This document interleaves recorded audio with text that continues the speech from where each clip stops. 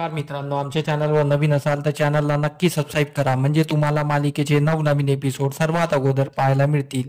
तर अप्पी आमची कलेक्टर या मालिकेमध्ये काय घडलं? फुई ही बेडवर पडली असते.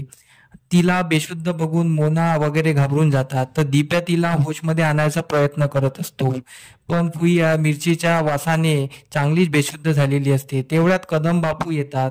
तर ते बेशुद्ध झालेली बघून दिप्या त्यांना घडलेला प्रकार सांगतो. पण कदम बोलतात, मिरची अमोलच्या रूम मध्ये आलीच कुठून?" तर फुईला जाग येते. तेवढ्यात अप्पी अर्जुन तिथे येतात.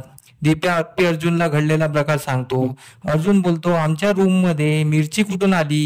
तर दिप्या अमोल सांगतो, "फुई आजी धूप फिरवत होती घरात, तर अर्जुन रूमची छाननी करतो, तर त्याला तिथे मिरची पावडर पडलेली दिसते." अप्पी अर्जुनला फुईवर डाऊट येतो. हे बाई काही सुधरत नाही, हे हिचंच काम आहे.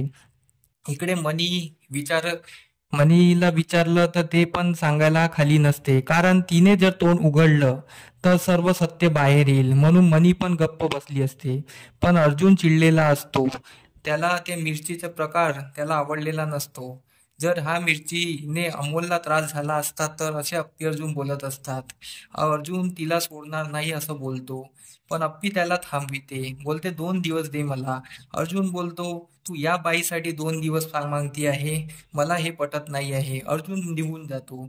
त्यानंतर अर्जुन मनीच्या रूम मध्ये येतो आणि मनी समोर आपली गन काढून ठेवतो आणि मनीला बोलतो, "फुई आजी, तुम्ही जेव्हापासून या घरात आलेला आहात तेव्हापासून या घरात काही ना काही घडतं आहे. अमोल कधी रात्री बाहेर जातो आहे, कधी बाहेर सकाळी गायब होतो आहे. हे आणि आज हे घडलं आहे. हे मला चालणार नाही. मला उद्याच्या उद्या तुम्ही या घरात नको आहे. तुम्ही उद्याच्या उद्या या घरातून निघून जा. तुम्ही जर ऐकलं नाही तर मी तुम्हाला कसं काढायचं इथून मला चांगल्या तऱ्हेने माहीत आहे. मी आपल्या खाकी वर्दीच्या आत ताव दाखवून तुम्हाला काढून टाकील." तर मनी घाबरून जाते.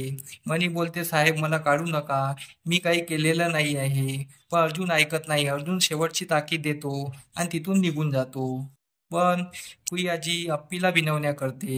अप्पी बोलते, "अर्जुनने डिसिजन घेतला आहे ना, तर आता तुम्हाला जावंच लागेल, कारण की मी अर्जुनच्या खिलाफ जाऊ शकत नाही."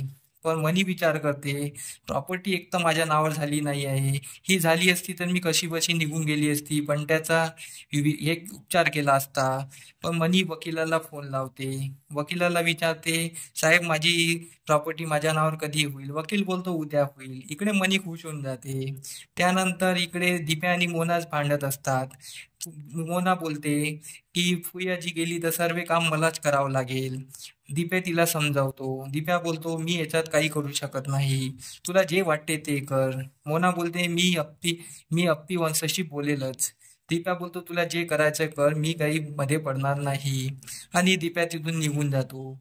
इकडे अप्पी आणि अर्जुन एकमेकाच्या आठवणीत रमून जातात. जुन्या आठवणीवरून फोटो बघत असतात आणि बोलतात, आपण एकमेकांना कधी सोडू नाही. आपण एकत्र राहू आणि अमोलला वाढवू.